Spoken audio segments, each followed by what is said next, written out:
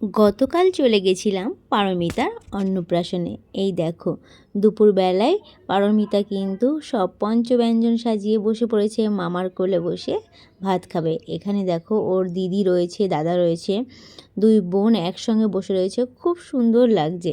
আর ওর জন্য অনেক অনেক শুভকামনা, অনেক অনেক ভালোবাসা। আর এইদিকে দেখো পূর্ণিমা কাকিমা এত ব্যস্ততার মধ্যেও তাকে একটু ক্যামেরাবন্দি করতে পেরেছি। সত্যি একা হাতে এত কিছু করা সম্ভব না, তবুও খুব সুন্দরভাবে সব মেনটেন করেছে। আর এইদিকে বোনের অন্নপ্রাশনে দিদি তো খুব আনন্দ করছে, তাই আমি বলছি যে আসো বোনু একটা ছবি তুলি। তো ছবি তুলছিলাম। তারপর আমরা সবাই মিলে বাইরে বসেছিলাম। আর এই যে দেখো এই জায়গায় আমার দাদা পলাশদাকে বলছি যে হাই কর, বলছে হ্যাঁ কে কাকে ডাকবো, আমি বলছি আরে হাই কর, তারপরে হাই করছিল।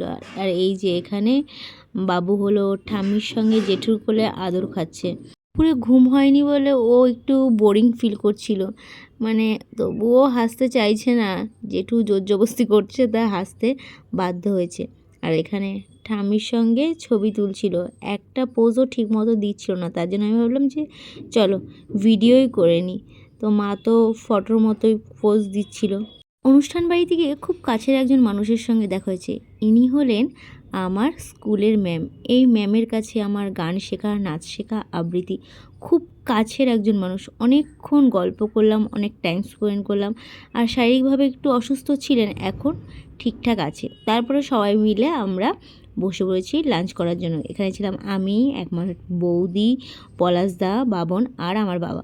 পাতে ফার্স্টে পড়ে গেছিলো সাদা ভাত, চিপস আর ছিল ভেজ ডাল।